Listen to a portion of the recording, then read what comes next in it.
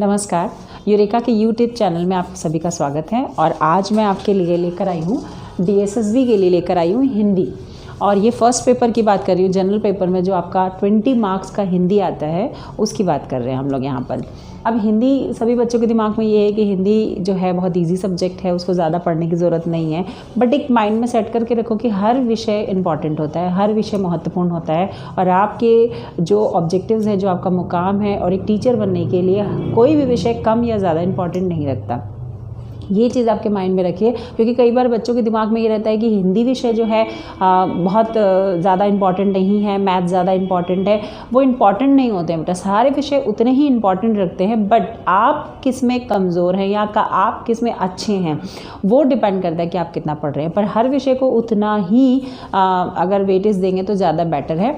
तो हम हिंदी विषय को भी पूरा ध्यान में रखते हुए पढ़ें तो हम ज़्यादा अच्छा स्कोर कर सकते हैं, क्योंकि हिंदी आपकी मातृभाषा है और आप हिंदी को इतने अच्छे से जानते हो कि अगर थोड़ा सा इसको पढ़ लें तो हम अच्छे नंबर इसमें ले सकते हैं। हिंदी के सिलेबस की बात मैं ज़्यादा नहीं करूँगी। हिंदी में सबको पता है कि हमारे यहाँ विषय जो है बहुत ज़्यादा बड़ा तो नहीं है, बट हिंदी में अगर पढ़ना चाहें तो हम छोटी छोटी चीज़ों को लेंगे तो बहुत सारी चीज़ें आती हैं। कभी हिंदी में संज्ञा पूछी जाती है, तो कभी विशेषण, तो कभी क्रिया, तो कभी छोटे छोटे तत्सम, तद्भव, उपसर्ग, प्रत्यय, काल, वाक्य, विशेषण और साथ के साथ संधि, समास, है ना। ये सारे क्वेश्चंस आपके एग्जाम में आते हैं। आजकल वोकैबुलरी पे भी बल दिया जा रहा है, जैसे मुहावरे, कहावतें, समानार्थी, एकार्थी, विपरीतार्थी।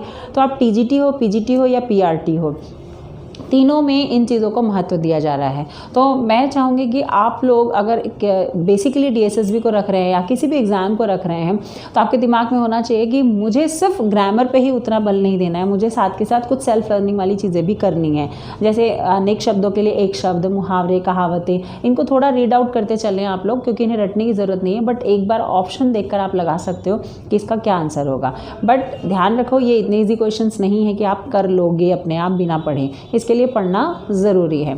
आज मैं कोई बहुत बड़ा टॉपिक नहीं लेकर आ रही हूँ। कुछ बच्चों ने कहा था कि मैम वर्ण विचार आप थोड़ा सा क्लियर कर दीजिए, क्योंकि वर्ण विचार में क्वेश्चन हमेशा कुछ ना कुछ आता ही है। DSSB में एक क्वेश्चन फिक्स्ड है, कहीं ना कहीं से पूछा जाता है वर्ण विचार से। तो आज हम लोग वर्ण विचार को लेते हुए पढ़ेंगे। सबसे पहले मैं बात कर रही हूँ वर्ण विचार टॉपिक की। हिंदी के अंतर्गत जो कि पूछा जाए तो सबसे ज़्यादा आता है एग्ज़ाम में। कभी उच्चारण स्थान की दृष्टि से पूछा जाता है, तो कभी उसका नाम पूछा जाता है। तो आज मैं आपको पूरा थोड़ा सा स्टार्टिंग से भेद बताती हूँ। अगर हम बात करें वर्ण की, तो वर्ण जो है भाषा की सबसे छोटी इकाई कही जाती है, जो कई एग्ज़ाम में पूछी भी गई है। पर अब ऐसे क्वेश्चन नहीं आएंगे। अब कैसे क्वेश्चन आएंगे, थोड़े डिफरेंट से। तो हम अगर देखें तो वर्ण जो है भाषा की सबसे छोटी इकाई है, ठीक है। तो वर्ण से बड़ा क्या है? वर्ण से बड़ा है अक्षर, और अक्षर से बड़ा है शब्द, और शब्द से बड़ा है पद, पद से बड़ा है पदबंध, और पदबंध से बड़ा है उपवाक्य, और उपवाक्य से बड़ा है वाक्य। यह हमारा क्रम है। तो भाषा की सबसे छोटी इकाई से शुरू करते करते धीरे धीरे बच्चों को बढ़ाते हुए हम कहाँ की तरफ जाते हैं? वाक्य की तरफ जाते हैं। दूसरी चीज़ देखेंगे हम लोग कि वर्ण क्या है। तो वर्ण के दो रूप होते हैं। ध्यान रखोगे, एक क्वेश्चन आया था जिसमें पूछा गया था कि स्वर किसका भेद है। तो स्वर किसका भेद है? संधि का भेद है या वर्ण का भेद है? तो ध्यान रखना कि स्वर संधि का भेद है, और स्वर वर्ण के रूप अगर पूछा जाए तो वर्ण के रूप क्या होते हैं? तो वर्ण का रूप होते हैं या तो वो स्वर रूप में होगा या फिर वो व्यंजन रूप में होगा। तो वर्ण को हम दो रूपों में जानते हैं, या तो वो स्वर में होते हैं, या दो अंग भी बोल सकते हैं इसको, या फिर कह सकते हैं हम लोग इसे व्यंजन।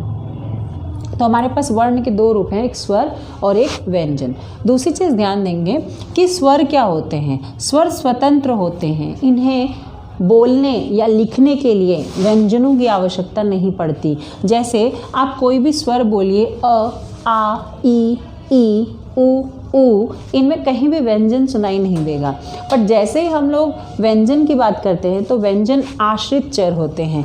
तो इसे मैं क्या कह सकती हूँ कि ये आपके स्वतंत्र है, और व्यंजन की बात करूँगी तो ये क्या हो जाएगा आपका आश्रित हो जाएगा। अब स्वतंत्र और आश्रित क्यों बोल रही हूँ, देखो स्वतंत्र मैंने क्या कहा कि इसे बोलने के लिए स्वर को या लिखने के लिए किसी व्यंजन की ज़रूरत नहीं होती, परंतु व्यंजन को बोलने और लिखने दोनों के लिए किसकी ज़रूरत होती है, स्वर की। तो व्यंजन आश्रित है किस पे, स्वर पे आश्रित है। जैसे मुझे क लिखना है तो क जो है वो अधूरा है जब तक कि उसमें क्या ना मिल जाए, अ मिल जाए। इसलिए ध्यान रखोगे कि इस हलंत का मतलब होता है कि वो स्वर क्या है, वो व्यंजन आधा है, किसके बिना, स्वर के बिना। तो इसका मतलब क्या है कि ये क जो है किससे मिलकर बना हुआ है, अ से मिलकर हुआ है, बना हुआ है, और अगर अ हटा दिया जाए तो उस क की कोई वैल्यू नहीं रहेगी। इसलिए कहा गया कि व्यंजन जो है आश्रित चर है जो कि स्वर पर आश्रित रहता है। दूसरी चीज़ देखेंगे यहाँ पर कि वर्ण का शाब्दिक अर्थ क्या है। वर्ण का शाब्दिक अर्थ है कि जिसके खंड नहीं होते, जिनके टुकड़े नहीं होते। तो ध्यान रखोगे यहाँ क और अ, जो ये क और अ है, इनका और छोटा रूप नहीं होता, इन्हें और नहीं तोड़ सकते, इसलिए इनको क्या कहेंगे हम लोग, वर्ण कहेंगे। ठीक है, और इसे क्या कहेंगे हम लोग, अक्षर कहेंगे। ये वर्ण है और ये अक्षर है। दूसरी चीज़ एक और ध्यान देखेंगे कि ये जो है हमारी हिंदी की देवनागरी लिपि है, जिस वर्णों का प्रयोग कर रहे हैं, जिस स्क्रिप्ट का यूज़ कर रहे हैं, वो देवनागरी है। तो हमारे देश में जब एक चीज़ देखोगे कि अक्षर का मतलब क्या होता है, अ जमा शर। अ माने नहीं और शर माने समाप्त, मतलब जो एंडलेस है, जिसका अंत नहीं होता, जिसका लास्ट एंडिंग पॉइंट नहीं होता है। इसका मतलब वर्ण के टुकड़े नहीं होते, खंड नहीं होता, और अक्षर का मतलब होता है जो समाप्त नहीं होता। दूसरी चीज़ देखोगे यहाँ पे, तो वर्ण में मैंने क्या कहा कि इसके खंड नहीं होते। ठीक है, अब मैं एक चीज़ बता रही हूँ कि हिंदी की लिपि कौन सी है। हिंदी की लिपि है हमारी देवनागरी।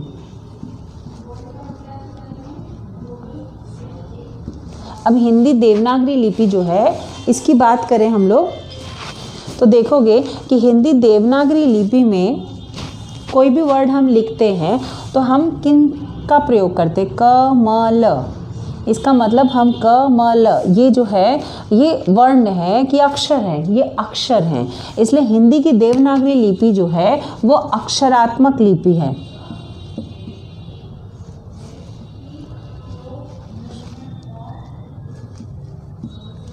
ठीक है, यहाँ पे मैं ऐसे लिख देती हूँ, क्या है वो, अक्षरात्मक लिपि है। बट अगर मैं अंग्रेजी की बात करूँ तो अंग्रेजी की रोमन लिपि जो होती है, अंग्रेजी की रोमन लिपि, जिसमें अगर मैं लिखूँगी तो कैसे लिखूँगी, क म ल, ये वर्णों का प्रयोग कर रही है। जबकि हम कमल ऐसे नहीं लिखते, क जमा अ जमा म जमा अ जमा ल, है ना, तो कमल ऐसे लिखते हैं। ये जो है ये वर्णात्मक लिपि है, वर्णात्मक बोल सकते हैं इसको। ठीक है, तो ये क्या है, आपकी वर्णात्मक लिपि है। दूसरी चीज़ देखोगे यहाँ पे, ये क्लियर हो गया मेरे ख्याल से कि हिंदी देवनागरी लिपि है और अंग्रेजी रोमन जो है वो आपकी क्या है, वर्णात्मक लिपि है। इतना मेरे ख्याल से आप सभी को समझ आ गया होगा। अब थोड़ा सा हम और आगे देखते हैं कि ये चीज़ क्या है।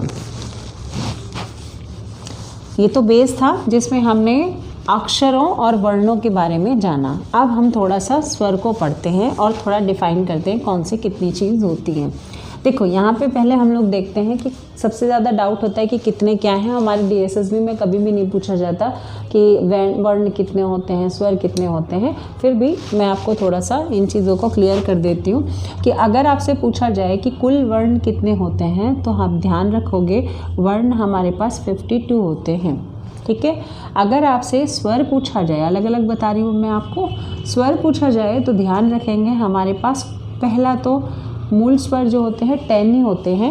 ठीक है, +1 जो है वो हमारे पास री होता है, जिसको ऋषि मुनि को, इसीलिए हम लोग क्या करते हैं, इसे 11 के अंदर काउंट करते हैं। तो हम स्वर कितना बोलते हैं बेटा, 11, क्योंकि री को ऐड किया गया है। अगर इसी में एक और ऐड करेंगे हम अयोग वह, ठीक है। अयोगवाह के अंतर्गत कितने होते हैं हमारे पास? 2 होते हैं। इसके अंतर कितने हो जाएंगे? ये 13। इसीलिए स्वर कई बार कहा जाता है कि कुल स्वर कितने होते हैं, तो कुल स्वर आपसे पूछा जाए तो क्या हो जाएगा?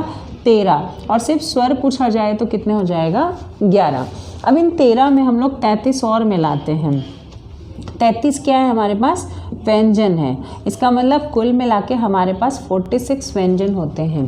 बट अभी भी देखो यहाँ पर क्या है, इन व्यंजनों में भी 3 है। ये 33 जो है इनमें भी 3 चीज़ें मिली हुई हैं। एक तो स्पर्श व्यंजन मिला हुआ है। स्पर्श व्यंजन कितना होते हैं? 25 होते हैं। अंतस्तः की बात करें तो अंतस्तः 4 होते हैं। और अगर ऊष्म की बात करें तो ऊष्म इसमें 4 होते हैं। कुल मिलाओगे तो इसको कितने हो जाएंगे? ये 33 हो जाएंगे। अब 46 टोटल है हमारे पास, पर अभी तो 52 चाहिए हमें, हमारे पास तो 46 ही हुए हैं। हम इसमें 4 और जोड़ते हैं। अब कितने हो जाएंगे हमारे पास? ये 50 हो जाएंगे। पर 4 जोड़ कौन से रहे हैं बेटा?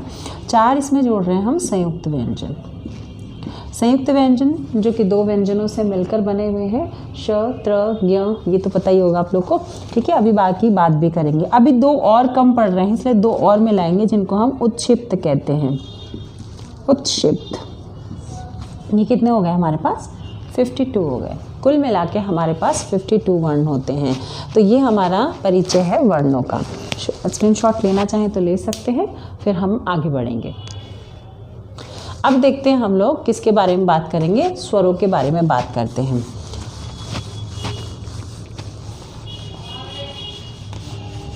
अब स्वर क्या है देखते हैं।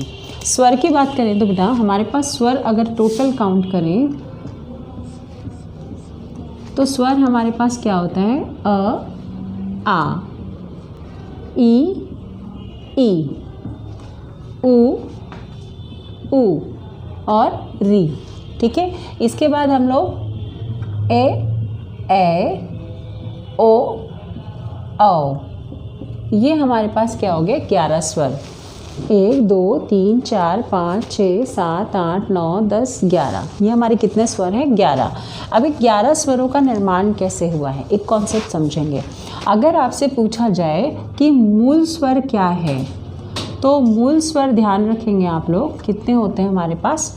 4 होते हैं। 4 कौन से होते हैं? जिनसे स्वरों का निर्माण किया गया है। दूसरा, अगर आपसे पूछा जाए कि संधि स्वर क्या होते हैं, तो आपके पास कितने लिखोगे? 7 लिखेंगे। अगर आपसे पूछा जाए, इसमें ध्यान रखोगे प्रश्न आपसे पूछे जाते तो उसी वे में लिख रही हूँ मैं। अगर आपसे पूछा जाए मूली स्वर को एक चीज़ और बता देती हूँ कि दीर्घ स्वर भी अगर आपसे पूछा जा रहा है, संधि स्वर या दीर्घ स्वर पूछा जा रहा है तो भी 7 होंगे, और अगर लघु स्वर पूछा जा रहा है तो भी 4 होंगे। तो लघु स्वर को ही मूल स्वर कहते हैं और दीर्घ स्वर को ही संधि स्वर कहते हैं।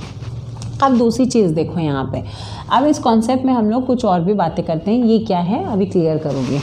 अब पहली बात तो ये मूल स्वर होते क्या है? मूल स्वर वो होते हैं जिनको बनाने के लिए किसी और स्वर की आवश्यकता नहीं पड़ती। इसका मतलब वो स्वतंत्र रूप में पूर्ण है, उन्हें बनाने के लिए किसी और की ज़रूरत नहीं है।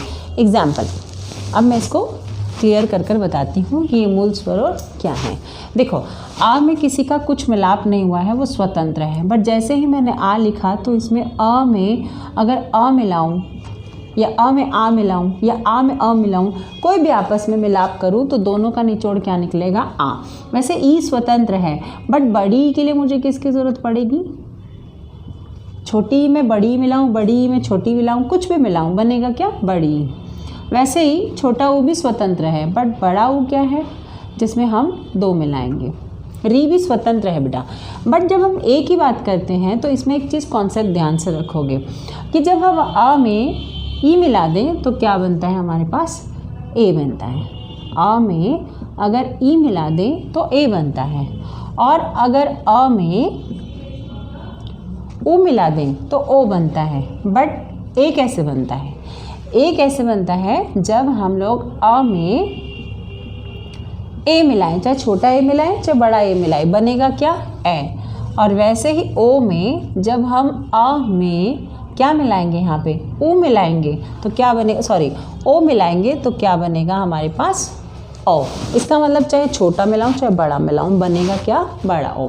तो ये हमारे, अगर आपको ध्यान दोगे तो कुछ ऐसे स्वर हैं जो कि छोटे हैं, जिनको किसी की ज़रूरत नहीं पड़ रही। तो मूल स्वर कौन है, जिन पे मैंने सर्कल किया है, ये सब मूल स्वर कहलाते हैं, क्योंकि इनमें किसी के मिलाप की ज़रूरत नहीं होती है, स्वतंत्र है, बल्कि ये दूसरे में मिलकर एक नए वर्ण का निर्माण कर सकते हैं, एक नए स्वर का निर्माण कर सकते हैं। तो यहाँ पे 1 2 3 4 ये मूल स्वर हो गए, और 1 2 3 4 5 6 7 ये कौन से स्वर हो गए, संधि स्वर। ये 2 मात्राओं से मिलकर बने हुए हैं, इसलिए इन्हें दीर्घ स्वर भी कहते हैं। इसलिए आप लोग स्वर के जब भेद पढ़ते हो तो हर्ष स्वर और दीर्घ स्वर 2 प्रकार पढ़ते हैं। उसमें से जिनको बोलने में एक मात्रा का समय लगता है उन्हें हम हर्ष स्वर कहते हैं, और जिन्हें बोलने में 2 मात्रा का स्वर लगता है उन्हें हम दीर्घ स्वर कहते हैं। इसीलिए स्वर के 2 भेद है, तभी हमारा उच्चारण करने का जो प्रयोग होता है या उच्चारण करने का तरीका होता है वो इन पर आधारित होता है। जैसे मैं उच्चारण करूँगी तो कैसे करूँगी, अ आ, ई उ ऊ, कम ज़्यादा, कम ज़्यादा। रीज़न क्या है, एक मात्रा 2 मात्रा, एक मात्रा 2 मात्रा, एक मात्रा 2 मात्रा, कम ज़्यादा, कम ज़्यादा। तो कैसे प्रोनाउंस करूँगी, अ आ, ई उ ऊ, है ना। इसका मतलब कम ज़्यादा का प्रयोग करते हुए हम, तो जिनमें एक मात्रा का समय लगता है उन्हें हर्ष स्वर कहते हैं, और जिनमें 2 मात्राओं का समय लगता है उन्हें दीर्घ स्वर कहते हैं। अब थोड़े से चीज़ों का देखते हैं कि इनका उच्चारण स्थान कैसे है। मेरे ख्याल से अब बच्चों को मूल स्वर, संधि स्वर, लघु स्वर, हर्ष स्वर और दीर्घ स्वर क्लियर हो गया। हर्ष स्वर को ही लघु स्वर के नाम से जाना जाता है। देखो अब इनका उच्चारण स्थान की बात करते हैं। अगर मैं इनकी बात करूं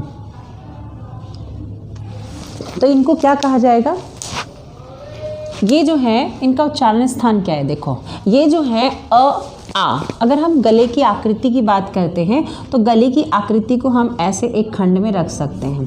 हम अपने गले को कितने भागों में विभाजित कर रहे हैं, हम अपने गले को कितने भागों में विभाजित कर सकते हैं, 2 3 4 5 और एक 6 भागों में विभाजित कर सकते हैं, जो यहाँ से लेके गला शुरू होता है और बाहर होठों तक। देखो जो सबसे नीचे वाला स्थान होता है उसे गले को हम कंठ कहते हैं।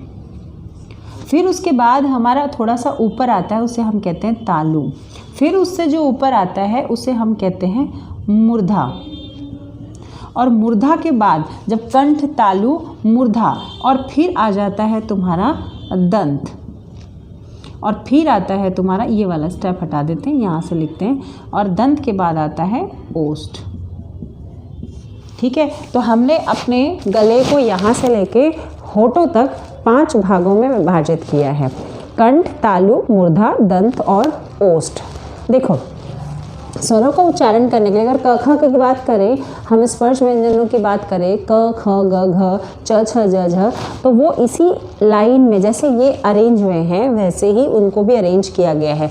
जैसे क ख ग घ कंठ से बोला जाता है, च छ ज झ तालु से बोला जाता है, ट ठ ड ढ मूर्धा से बोला जाता है, त थ द ध दंत की सहायता से बोला जाता है, और प फ ब भ होठों की सहायता से बोला जाता है। तो ये जो वर्ण है, व्यंजन वर्ण है स्पर्श व्यंजन के, वो सारे तो इस क्रम का पालन करते हैं।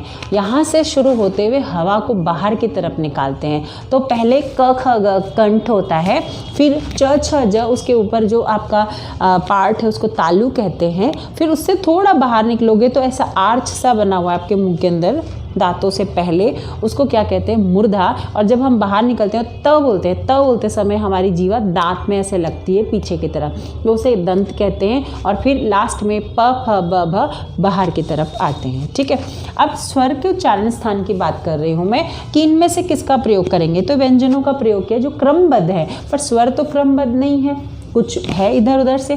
तो अ आ अगर बोल के देखोगे तो ये कहाँ से बोला जाता है, कंठ से बोला जाता है। वैसे ई ये कहाँ से बोला जाता है, बिल्कुल इसका प्रयोग करते समय हम किसका प्रयोग कर सकते हैं, तालु का।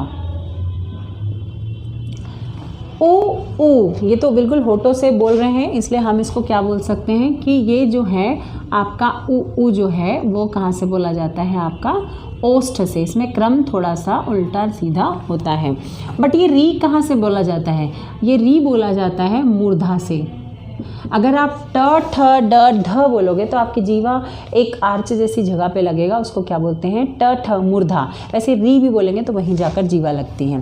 पर ये दोनों जो हैं ए है ना, ये वाले जो दोनों हैं, इसका उच्चारण स्थान अगर आप ध्यान से देखोगे तो दोनों का स्टार्टिंग में अ है, इसके भी स्टार्टिंग में अ है, इसलिए इसका उच्चारण स्थान क्या हो जाएगा, पहला कंठ। बट आगे फिर हमने क्या लिखा, ई और ए। हमें ए का नहीं पता पर ई का पता है, क्या है, तालु, इसलिए क्या हो जाएगा, कंठ तालु। दूसरा अगर बात करें हम किसकी, ए और अ और औ की, तो देखोगे यहाँ पे पहला अ है, इसमें भी अ है, इसलिए इसका उच्चारण स्थान क्या हो जाएगा, कंठ हो जाएगा। और अगर हम ऊ और ओ की बात करें तो किसका प्रयोग कर रहे हैं हम, ओष्ठ का, तो यहाँ पर हम किसका प्रयोग कर सकते हैं, ओष्ठ, कंठोष्ठ, है ना। तो इस तरीके से उच्चारण स्थान जो है इनकी संधि के आधार पर बनाया गया है कि किस तरीके से इनका निर्माण हो। तो ये हमारा जो परिचय है स्वर के उच्चारण स्थान का परिचय है और स्वर के बारे में। अब हम बात करते हैं इसके अलावा और क्या बनाए गए हैं। ये यहाँ तक मेरे ख्याल से सबको समझ आ गया होगा। अब थोड़ा सा हम आगे बढ़ते हैं। यहाँ तक हमारा किसकी बात की थी हमने, स्वरों की बात की थी। अब देखोगे यहाँ पर अगर मैं दूसरी बात करूँ तो यहाँ पे एक होता है अयोगवह, ठीक है। अयोगवह हमारे पास कितने होते हैं, दो होते हैं। जैसे कि एक होता है जिसको हम बोलते हैं अंक और दूसरा होता है जिसको हम कहते हैं आह, बट इनका स्वयं का नाम है। इसको कहते हैं हम अनुस्वर और इसको कहते हैं हम विसर्ग। आया हुआ प्रश्न है आपके एग्जाम में। अनुस्वर का मतलब होता है जिसका उच्चारण हम नाक से करते हैं, इसीलिए इसे नासिक्य कहते हैं, ठीक है। और विसर्ग जो होता है उसका उच्चारण स्थान कंठ से होता है क्योंकि अह बोलते हैं, ठीक है। अंक और अह ये दोनों ही अयोगवह कहलाते हैं। अब अनुस्वार का नियम क्या है, अनुस्वार हर जगह पर प्रयोग करना है। तो एक वर्तनी का नियम मैं आपको बताती हूँ कि अनुस्वार को हम लोग, अब इसके बाद देखोगे किस अंक का प्रयोग हम अलग अलग जगह पर किस तरीके से करते हैं। देखो अगर हम कोई वर्ड लिख रहे हैं जैसे मंद, तो यहाँ पे मैं इसको ऐसे लिख सकती हूँ मंद। अगर मैं दंत लिख रही हूँ तो मैं दंत भी ऐसे लिख सकती हूँ दंत। पर मैं अंक लिखना चाहूँ तो मैं अंक नहीं लिख सकती, ऐसा ये गलत हो जाएगा। मैं दंड लिखना चाहूँ तो मैं नहीं लिख सकती ऐसा, क्योंकि ये गलत हो जाएगा।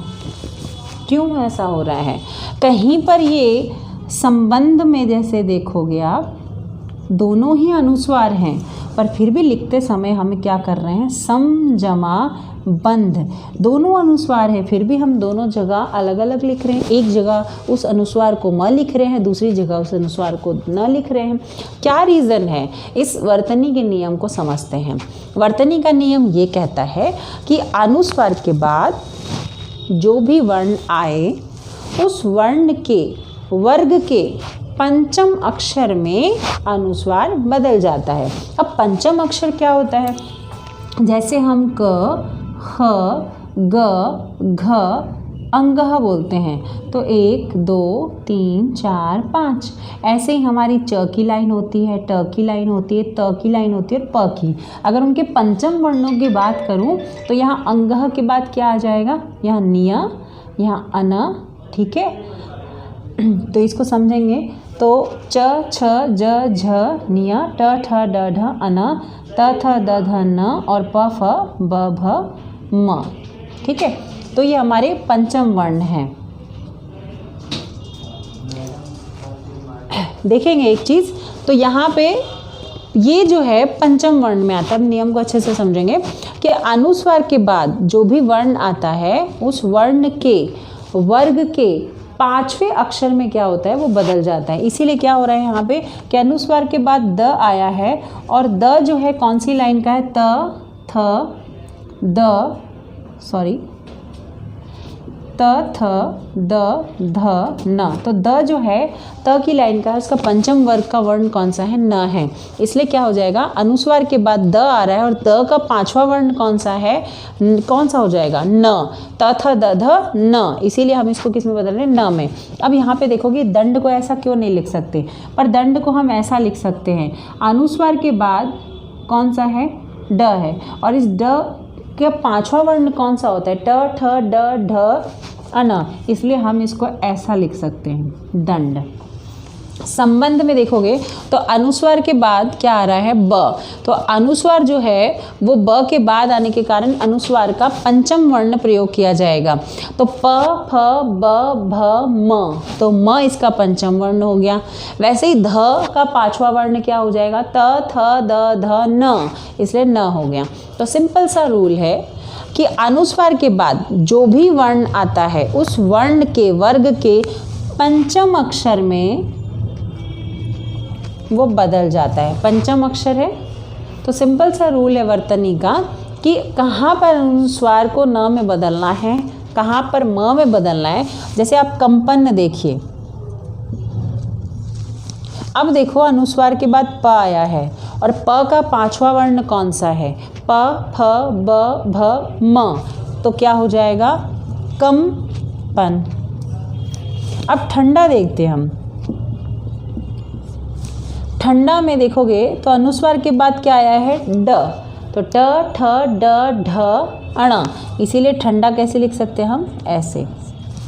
इसका मतलब सिंपल सा रूल है कि अनुस्वार के बाद जो भी वर्ण आता है उस वर्ण के वर्ग के पंचम अक्षर में अनुस्वार बदल जाता है। मेरे ख्याल से सभी को बहुत अच्छे से समझ आ गया होगा कि यह अनुस्वार का नियम क्या होता है। ठीक है, ऐसे बहुत सारे एग्जाम्पल्स हैं जो कि मैं आपको क्लास में बहुत सारे देती हूँ। अब आगे बढ़ते हैं थोड़ा सा। अनुस्वार और अंकः के बाद एक और आता है जिसको हम कहते हैं अनुनासिक। अब ये अनुनासिक क्या होता है बेटा? अयोग वह के बाद हम किसकी बात कर रहे हैं? अनुनासिक की बात कर रहे हैं। अनुनासिक जो है वो क्या कहलाता है आपका? ये चंदा मामा। इसका मतलब ये संस्कृत में नहीं था, इसे हिंदी में बनाया गया है। और ध्यान रखोगे कि 100% ये जिस पे लग जाए वो तद्भव होता है। इसका मतलब अगर चंद्र लिखा है तो वो तत्सम है, बट अगर चांद लिखा है तो वो तद्भव है। अगर गोधूम लिखा है तो गेहूं है, पर अगर गेहूं है ना, गोधूम लिखा है तो क्या हो जाएगा? तत्सम। पर अगर इसी के बदले अगर गेहूं लिखा हो तो क्या हो जाएगा? है ना। तो ये सारे वर्ड जो हैं आपको ध्यान रखने पड़ेंगे। तो सिंपल सी बात हम क्या कह सकते हैं कि जिन पे ये शब्द लगा, जिन पे ये मात्राएं लग जाएं, वो क्या कहलाते हैं? आपके अनुनासिक कहलाते हैं। माँ हो गया, आँख हो गई, है ना, कांच हो गया, कंच हो गया। कंच में क्या हो जाएगा? तत्सम। और कांच क्या हो जाएगा? तद्भव। उसी तरीके से गाँव, है ना, ये सारे शब्द जो हैं आपके अनुनासिक कहलाते हैं। और जिन पे ये लग जाए वो तद्भव होते हैं। इनका उच्चारण स्थान जो होता है वो आपका, इसमें ध्यान रखोगे कि यहाँ पर हम दोनों चीज़ों का प्रयोग करते हैं, नाक और मुख। ठीक है, तो अनुनासिक का उच्चारण स्थान जो है नाक और मुख दोनों हैं। अब नेक्स्ट जो है एक और चीज़ देखी होगी आपने, ये वाली, ये क्या होती है? इसको क्या कहते हैं? देखो, इसको हम आगत कहते हैं। आगत क्यों कह रहे हैं इसको? आगत कहने का रीज़न ये है कि ये हिंदी के शब्दों में प्रयोग नहीं किया जाता, ये अंग्रेजी के शब्दों को हिंदी में लिखने के लिए प्रयोग किया जाता है। ये हमारा नहीं है, इसलिए ये अंग्रेजी का है। अंग्रेजी के शब्दों को जब हम प्रोनाउंस नहीं कर पाते, जैसे सुना होगा आप लोगों ने डॉक्टर साहब आए हैं, तो डॉक्टर साहब नहीं होता, डॉक्टर साहब होता है। तो उसी प्रोनाउंस को सुधारने के लिए हमने क्या किया? इसका प्रयोग किया। जैसे कि आपने ये वाली मात्रा देखी होगी, कॉल।